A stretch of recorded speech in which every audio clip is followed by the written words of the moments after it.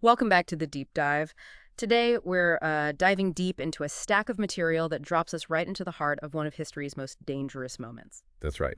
We're pulling from Michael Beschloss's The Crisis Years, Mm. Kennedy and Khrushchev, 1960-1963, specifically a gripping chapter that focuses on just 4 incredibly tense days in October 1962. Yeah, this is when the Cuban Missile Crisis moved out of the shadows of secret intelligence and, well, it exploded into a global confrontation. Exactly. The chapter is starkly titled, The Moment We Hoped Would Never Come, and it throws us into the immediate fallout after President Kennedy confirmed those offensive missile sites in Cuba. So our mission today is to unpack the absolutely crucial decisions made, the frantic back and forth diplomacy, the raw reactions from everyone involved, our allies, Congress, the Soviets, the public, and just how incredibly close the world came to disaster. We'll be your guides, essentially, extracting the essential nuggets from this text. We'll guide you through the pivotal steps taken between Monday, October 22nd, the day Kennedy told the world, and Thursday, October 25th, when the quarantine line went into effect and the tension reached a fever pitch. We're looking for the key players, the timeline, the strategies. And those deeply human moments of fear and immense pressure the source describes. It's a blueprint of brinkmanship, really. Okay, let's unpack this. So, Monday, October 22nd. How does this chapter capture that sudden jolt felt across the U.S. leadership as the reality hits? Well, it describes a dramatic, almost immediate recall. You have figures like Hale Boggs, the House Democratic whip. He's out fishing in the Gulf of Mexico, gets a message dropped by air in a bottle. Wow, seriously? A bottle? Apparently so. And Charles Halleck, the House Republican leader, he's flown from Indiana at what the source calls almost the speed of sound. Campaign trails are just abandoned. It wasn't a slow build. It was instant emergency for the top brass. That really paints a picture of the urgency. And while U.S. leaders are scrambling home, Dean Acheson is already heading across the Atlantic to brief key allies. What was that like? Acheson goes to London first, meets with David Bruce, shares some Scotcha detail that shows, even in crisis, some traditions hold. He shows the U-2 photos to Prime Minister Harold Macmillan. And Macmillan's reaction? It's incredibly telling. He remarks that now Americans will realize what we here in England have lived through for this past many years. Oh, that's a powerful point. The British had been living under the shadow of Soviet missiles, targeting them for years, and suddenly the U.S. gets that feeling firsthand. Exactly. It shifts the whole psychological dynamic. Then Acheson is off to Paris to see Charles de Gaulle. De Gaulle asks Acheson pointedly if he's there to inform or consult. Ouch. Yeah. When Acheson says inform, de Gaulle's response is famous. He doesn't need to see the pictures. Stating a great nation doesn't act with doubt. Whether that's true confidence or, shrewd positioning, it's a remarkable moment of Allied interaction described in the source. Meanwhile, back in the U.S., President Kennedy makes a call to Eisenhower at Gettysburg. How does the former president react? Eisenhower offers support, which is key for national unity at that high level. But he doesn't give specific advice without having the full context. He trusts, or maybe just hopes, that the Republicans won't make it partisan. A moment where party lines seem to blur, at least temporarily. In the face of shared danger, yeah. And speaking of crucial intel, the source brings up a significant event happening simultaneously in Moscow, the arrest of Colonel Oleg Penkovsky. This is huge, right? Absolutely. Intelligence figures like Richard Helms were deeply concerned. Penkovsky had been a vital source for 18 months. What Beschloss highlights through Helms's perspective is the absolute significance of Penkovsky's intelligence right then. Why was his information so critical at this specific moment? Penkovsky's intel allowed the U.S. to quickly and accurately identify the MRBMs and IRBMs in the U-2 photos. It wasn't just spotting military activity, it was knowing precisely what kind of missiles they were and understanding the speed at which they were being deployed. So it gave them context. Crucial context. Helms stated that this intelligence bought him the time he needed. Time needed for what, exactly? Time needed to make a decision other than an immediate airstrike. Without knowing exactly what was there and how fast it was becoming operational, the pressure for an immediate military response, well, it might have been overwhelming. Penkovsky's intelligence provided crucial lead time for strategic deliberation. And there's a detail about John McConney apparently viewing Penkovsky's arrest purely as an intelligence matter, not even briefing the ExComm. Yes, the source notes that. It highlights the compartmentalization, even within the core crisis management group. The Executive Committee of the National Security Council, ExComm, was Kennedy's key advisory body. This detail about McConney suggests not everyone on that committee had the full picture on the intelligence source itself, adds another layer to the complex info flow. Okay, back in the White House, Robert Kennedy is described as being visibly strained, looking older under the pressure. At the NSC meeting, President Kennedy explains his thinking. He sees quarantine as a very tricky course. Right. But he frames it as far less likely to provoke a nuclear response compared to an airstrike. Hmm. And according to the source, he hadn't fully given up on the airstrike option until just the day before. He's making a critical distinction here. The distinction between U.S. missiles in Turkey or Italy and these Soviet missiles in Cuba? Exactly. He argues U.S. missiles in Europe were put there to redress a balance against Soviet power on that continent. But Cuban missiles, that's a provocative change in the Western Hemisphere, directly altering the status quo near the U.S. And the secrecy. The secrecy of the Soviet buildup is also framed as an obvious danger, implying deception, a hidden threat that couldn't be tolerated if U.S. credibility and commitments were to stand. As he put it, after the U.S. acted, the next move is up to the Russians. Let's shift focus to Cuba itself. The source gives us Fidel Castro's perspective. He sensed alarm just by instinct, by smell, from the U.S. movements. That's the quote. And he immediately mobilized 270,000 Cubans.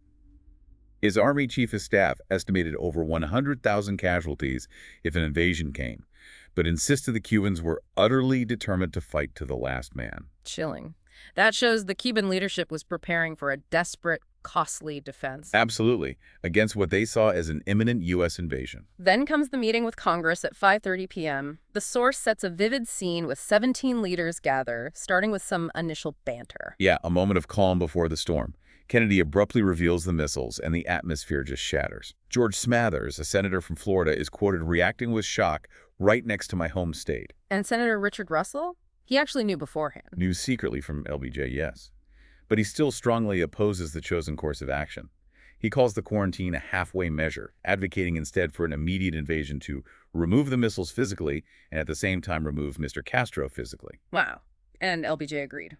Silently, according to RFK, shaking his head mad. But maybe the most surprising detail is Senator Fulbright, usually seen as a dove on foreign policy. What did he say? He sided with Russell, arguing an invasion would actually be less provocative than the quarantine. Less provocative. How does that work? Well, their argument, as presented in the source, was that a quarantine would just drag on, create uncertainty, give the Soviets time to react elsewhere, maybe Berlin. A swift invasion, on the other hand, would be a fait accompli.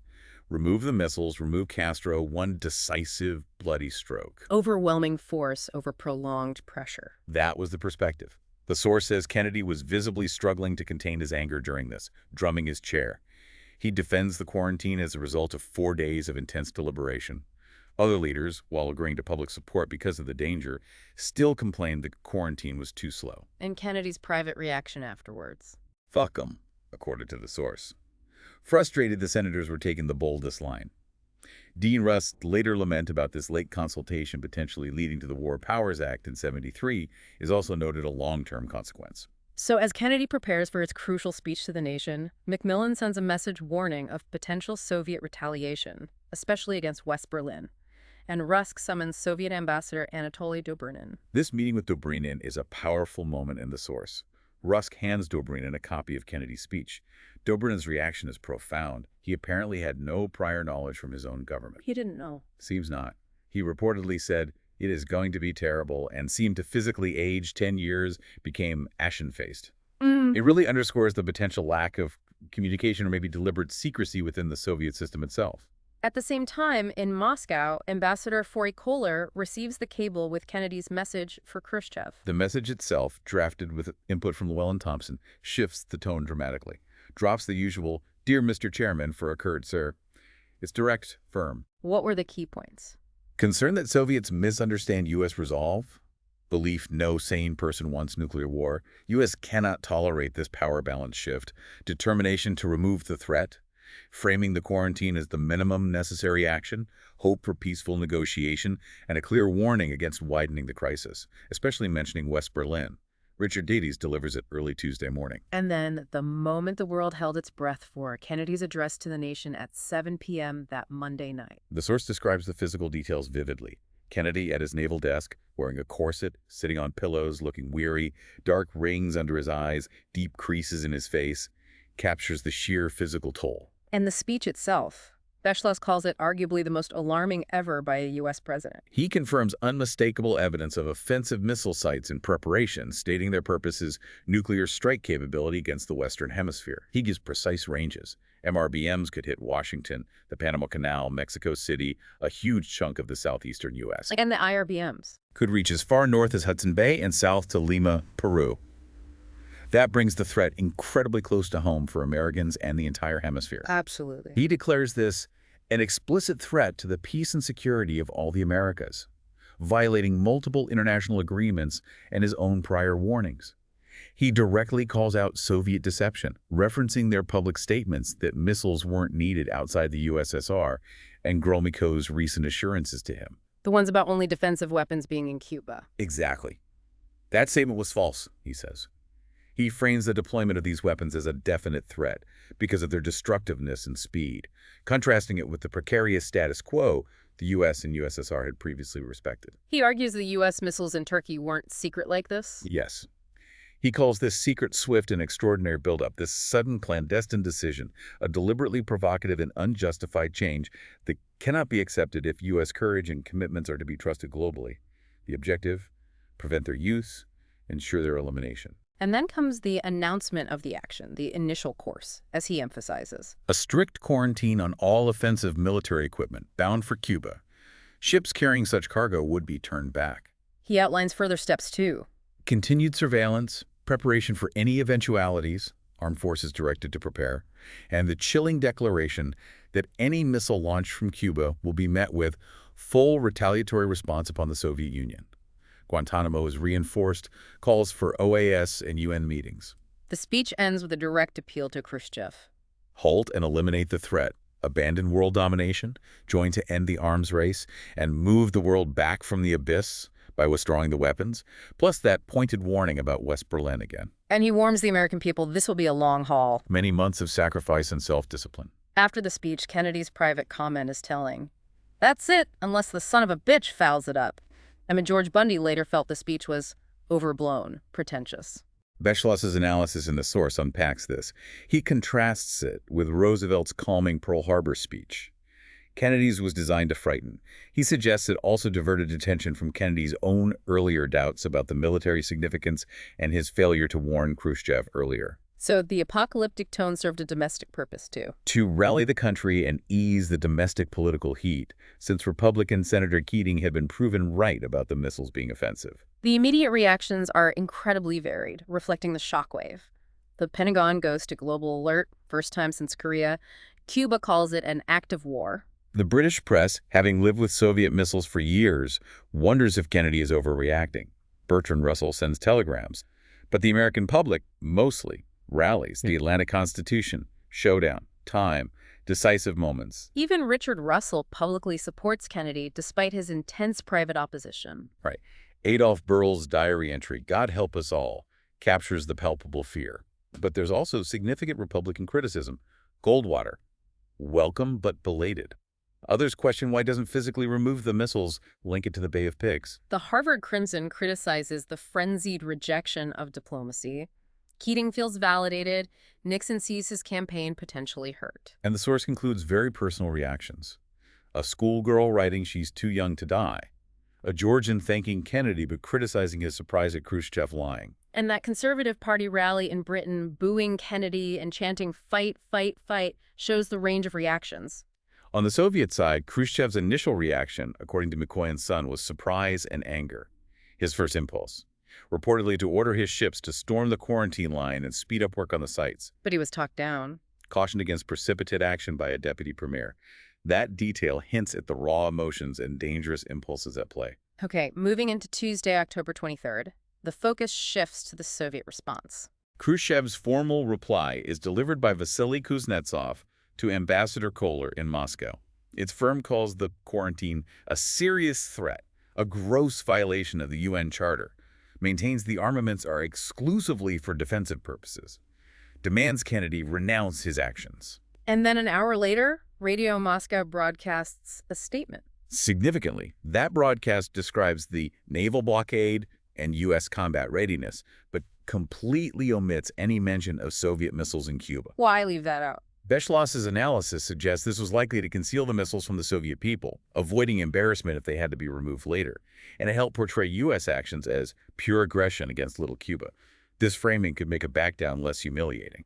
It's fascinating that despite Khrushchev's history of fiery rhetoric, these initial messages lack provocative language or personal attacks on Kennedy. Yes, the source points that out. This restraint, according to the account, was likely a deliberate effort to keep the atmosphere calmer. Portraying it as U.S.-Cuba rather than superpower confrontation made retreat less politically costly. There are also symbolic military actions noted. Soviet bloc announces an alert, but the actions are mild, canceling discharges, furloughs, nothing major. The U.S. State Department assessment picks up on this. They called it circumscription, meaning limited action, leaving the back door open for a retreat. And perhaps the most intriguing detail from Tuesday evening is Khrushchev's public appearance. He attends an American performance of Boris Godunov at the Bolshoi Theater, with McCoy and Brezhnev there too, Beschloss's analysis. Attending an American cultural event, going backstage, toasting culture, these were conscious signals of restraint to the West, communicating outside official channels that he wasn't trying to escalate. Even Radio Moscow's later message, while calling the blockade piracy, includes the critical line that not a single nuclear bomb will hit the United States unless aggression is committed. But, and this is a huge but, work on the missile sites was still forging ahead, and Soviet ships were still steaming toward the quarantine line. Mixed signals. De-escalation talk alongside continued action on the ground. Which brings us to Wednesday, October 24th, the day the quarantine is scheduled to take effect, and those ships are getting close. Kennedy feels some relief the Soviets haven't lashed out against Berlin or Turkey yet, but he remains deeply worried about Berlin. The source notes he was haunted by why Khrushchev hadn't blockaded it. Bundy's later perspective, quoted in the source, is that U.S. anxiety about Berlin might have been too high, maybe underestimating Khrushchev's caution. The ExComm meeting on Wednesday morning is described as having a surprising spirit of lightness, even relaxation, compared to earlier. They discuss the response if a U-2 is shot down, destroy the SAM site, but only on the president's order. And Kennedy directs McNamara to prepare for using force, making sure they won't waste any days. A crucial step happens mid-afternoon that bolsters the U.S. position. The OAS endorsement, 4:45 p.m., all 20 members approve the quarantine. This is absolutely crucial. It transforms the U.S. action from a unilateral blockade to a multilateral hemispheric defense measure. Vital international legitimacy. Later that evening, the ExComm formalizes the reply to Khrushchev's letter, and Kennedy signs the instrument establishing the quarantine. The description of Kennedy at 7:06 p.m. signing is striking. Nervous, asking the date 3 times, looking disheveled, older, signs with just one pen, tells those present we'll all be a lot wiser tomorrow. The source connects his state of mind to his reading of Barbara Tuchman's The Guns of August. Yes, it notes his abiding anxiety about miscalculation and mistaken judgment. He fears that despite neither side wanting war, misunderstanding and pride could trap them in a spiral, like the lead-up to WWI. There's also this bizarre diplomatic signal happening, a Soviet military attaché loudly stating Soviet captains are ordered to defy the blockade. Clearly intended for Western intelligence. And it seems to have had an effect, leading to a pivotal, intense meeting later that night. Robert Kennedy meets with Dobrynin at the Soviet embassy at 9:30 p.m. What was that exchange like? RFK shares his concern, brings up the attaché's statement, Dobrynin deflects, but RFK presses hard, confronting Dobrynin about the earlier assurances. He tells Dobrynin these assurances misled the president, betrayed trust, that Soviet leaders are hypocritical, misleading, and false. Dobrynin insists he was told there were no missiles. Right. He asks why Kennedy didn't ask Gromyko. RFK retorts why Gromyko didn't volunteer the truth. When RFK asks about orders for the ships nearing the line, Dobrynin says they're ordered to continue their course because the U.S. action is illegal. And RFK's response. Chilling. U.S. vessels have an order to intercept them. Dobrynin says theirs have an order to continue. RFK finishes starkly. I do not know how this will end.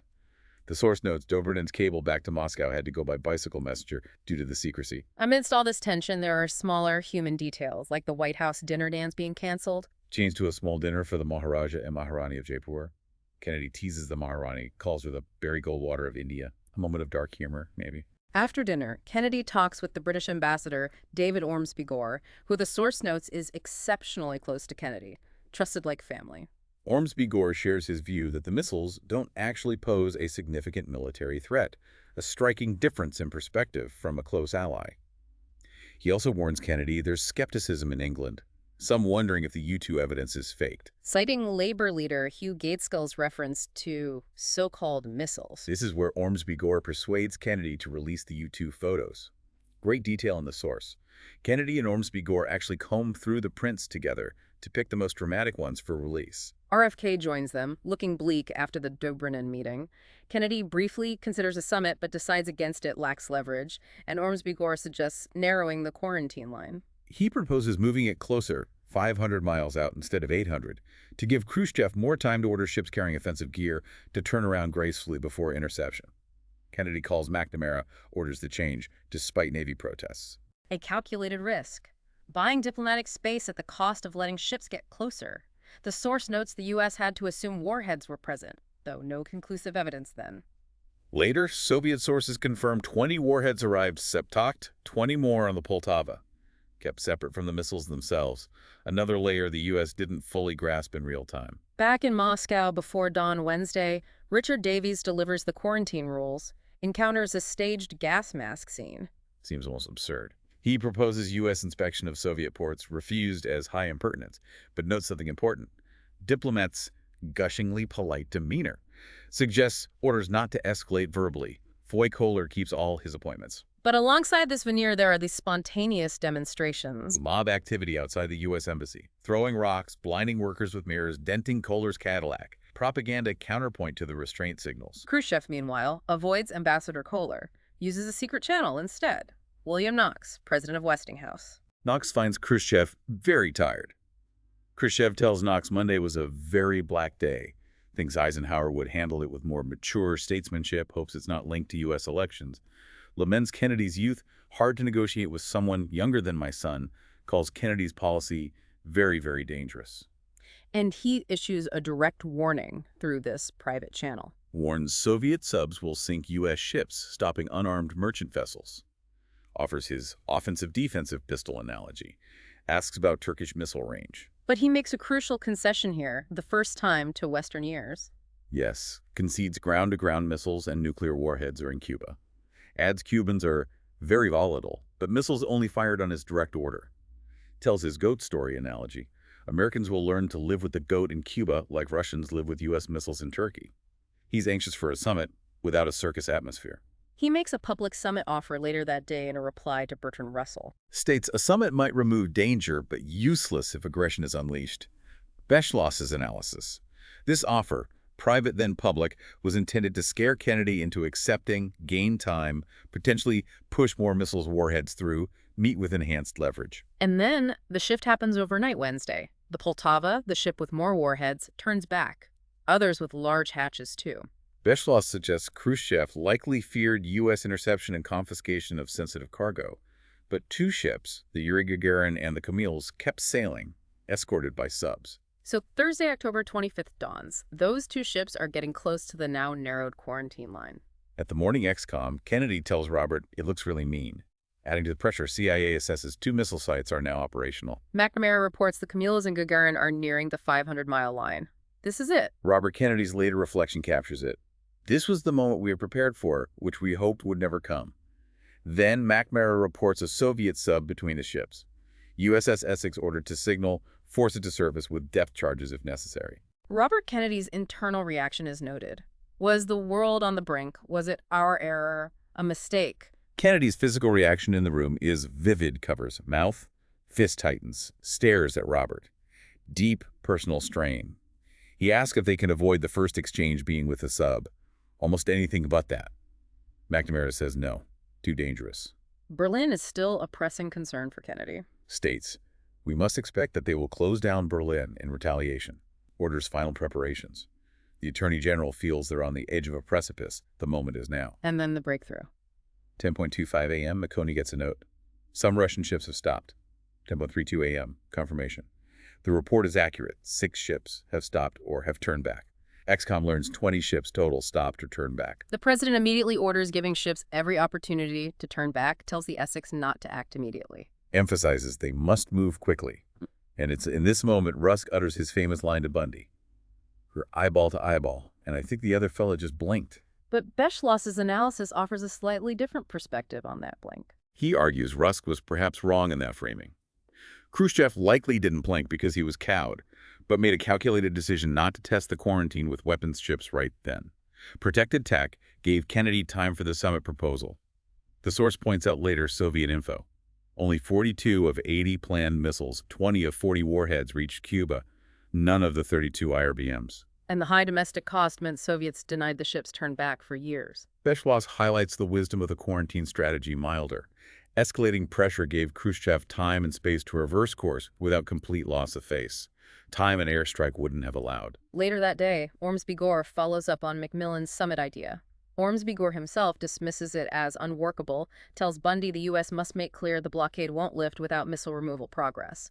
Kennedy confirms to Macmillan the turned-back ships likely carried offensive gear. There's also the final act of the Bolshakov Channel saga. Georgy Bolshakov used to deliver the defensive message, was initially refused by RFK. RFK told Charles Bartlett to tell Bolshakov how he'd betrayed them. Bartlett has lunch with him Wednesday. Bolshakov is puzzled, says he could not believe they were ground-to-ground missiles. Bartlett, coached by RFK, shows the U-2 photos. Bolshakov concedes he'd been deceived by his own government. A channel built on a false premise collapses. That same Wednesday night, after the ships turned back news, Bartlett dines with the Kennedys, suggests celebration. JFK refuses. Says don't want to celebrate this early, still estimates 20 chances out of 100 to be at war. And that grim assessment is reinforced later that night, received early Thursday, 10:50 p.m., when Khrushchev's second letter arrives. Tone described as ultimatum, intimidate. Shrill and angry, links U.S. action to elections, calls it banditry, folly of degenerate imperialism, warns U.S. lost invulnerability, says Soviet ships will not subordinate, will take measures to protect our rights. Beschloss analyzes this as intended to scare JFK into the summit. Possibly the rudest letter since Stalin, implies Kennedy was forced into action by U.S. hardliners. Who asked you to do this? Kennedy drafts a reply that night, polished by his team, delivered 1:45 a.m. Thursday. Reminds Khrushchev of his most explicit assurances, false, missile bases beyond doubt, hopes Khrushchev will repair the deterioration. Simultaneously, UN Secretary General U Thant intervenes. Wednesday afternoon, Stevenson warns Kennedy of Thant's proposal, 2-3-week suspension of quarantine and Soviet arms shipments. Kennedy's skeptical U.S. lifts action. Soviets give word. Work continues. Thant sends identical letters that evening. Stevenson wants discussion. Ball asks him to deliver rejection. Stevenson refuses. Ball calls Kennedy at midnight, who, having just got Khrushchev's shrill letter, agrees to Ball's idea. Thant publicly asks Soviets to hold ships dead in the water. Provides a public justification for Khrushchev. Stevenson agrees to try, reports 12:20 a.m. Thursday. Thant agrees but will wait till morning. Thursday morning brings a small hope regarding Berlin. Gromyko's statement has no hint of retaliatory measure, but missile work in Cuba is still rushed. 7:15 a.m. The tanker Bucharest reaches the quarantine line. Despite debate, Kennedy makes the call. Let it pass. Why let it through? His logic, per the source, don't push Khrushchev, give him time, don't want to put him in a corner. Orders it trailed. Feels he'll need to stop an appropriate vessel Friday to show resolve. And then the leaks begin. Seelinger reports Rep. Van Zandt chiding Kennedy for letting the Bucharest pass. Kennedy's anger is vivid. What the hell is going on? Gives Hillsman a tongue lashing. Bundy's sympathetic call to Hillsman afterwards happened to all of us. Another humanizing detail. Kennedy finalizes his reply to U Thant. Sends Stevenson Khrushchev's threatening letter first. Final reply 2:19 p.m. U.S. solution is removing weapons. Stevenson ready for preliminary talks. Khrushchev had approved Thant's proposal unconditionally. Thant sends formal appeals. 2:26 p.m. to Khrushchev, ask ships stay away. To Kennedy, pledge U.S. ships avoid confrontation. This leads directly to the UN Security Council showdown. Stevenson enters facing Soviet Ambassador Valerian Zorin, whom the source notes some believed was mentally deteriorating. Zorin, despite Khrushchev telling Knox the truth day before, claims no missiles, calls U-2 evidence fake. Stevenson's under immense pressure from domestic critics, calling him a wobbly. But Stevenson rises to the moment, described as delighted to show his mettle. His famous confrontation. Do you, Ambassador Zorin, deny, yes or no? Zorin evades. Not in an American courtroom, Stevenson's legendary reply. You are in the courtroom of world opinion. I am prepared to wait for my answer until hell freezes over, and I am also prepared to present the evidence in this room. Kennedy, watching on TV, impressed. Never knew Adlai had it in him. Stevenson gets praise. His friend feels he was purged. sitting on top of the world. But the source notes Stevenson's later grim realization, remembered for confronting a potentially sick man. Sorensen's assessment, performance, very good indeed, but made no sense in logic for the U.S. needing fast action, not delay, until hell freezes over. Kennedy replies to Thant, pledges to avoid confrontation. IF Russians keep ships away, but reiterates urgency site work continues, ships proceeding. Beschloss's overall analysis of Kennedy's management these 4 days is notably positive, almost flawless. Highlights Kennedy's skill enduring criticism, like narrowing the zone, deliberately avoiding inflammatory incidents. At the 5 p.m. ExComm meeting, focus remains. Avoid incident until Khrushchev replies to Thant. The Bucharest is again allowed through. Kennedy's reasoning holds. Don't push Khrushchev, give him time. East German ship Volker Freundschaft nears line. Despite debate, Kennedy lets it through too. Rusk summarizes the Thant talks situation. Thant meets Zorin Stevenson 2-3 days, but window closing as IRBMs become operational, Il-28's flying. Fundamental question for the U.S. are Soviets getting ready to talk or getting ready to attack us? Pressure intentionally increased elsewhere. Kennedy adds jet missile fuel to contraband list. Approved low-level evening spy flights, partly intel, partly psychological. Orders Navy follow 6 Soviet subs, harass them, force surfacing near U.S. warships. Robert Kennedy observes that 15 ships turning back is impressive action, reinforces need for U.S. to indicate clearly we mean business, while still avoiding direct confrontation now. Notes attacking missile sites might become the alternative. The president's final warning noted here is stark. Must act soon as site work continues, must back up, firmness. Tomorrow they know Soviet response to Thant. And if refused, Bundy defines the next move. Expand the blockade or remove the missiles by air attack. That's the precipice at the close of these 4 extraordinary days. Wow. Just tracing those 4 days from the sources lays bare the incredible pressure, the moment-to-moment decisions. It wasn't clean. It was messy, human, fraught with uncertainty. Absolutely. What stands out is that constant tension between decisive action, Kennedy's speech, the quarantine, and the deliberate efforts to avoid miscalculation, avoid backing the other side into a corner. Kennedy's calculated risks, like narrowing the line or letting ships pass, endured despite internal pressure. And the scramble for reliable information? The multiple, sometimes confusing channels, official cables, secret channels, intercepted intel, that bicycle messenger, the attaché at the party. Far from smooth or perfectly controlled. Far from it. Details like Penkovsky buying time, Dobrynin's physical reaction, Russell and Fulbright's surprising opposition, Stevenson's UN outburst, Khrushchev's anxieties revealed to Knox they add immense layers of human complexity. Not just strategic might, but human factors, misperceptions, unexpected turns. Beschloss really brings that out. Looking back, the wisdom of starting with the quarantine escalating pressure but allowing time seems clear compared to an irreversible airstrike. It was a time when, as the title says, the moment we hoped would never come had arrived. The response involved navigating the terrifying threat while consciously trying to keep pathways open, however small, for de-escalation. Leaves you thinking how much truly hung on individual judgments, reactions, sheer nerve during those few days. A real deep dive into a moment that could have changed everything. Indeed. Consider how fragile communication can be in crisis, even with seemingly clear signals. This account shows just how precarious the balance was, poised right on the edge.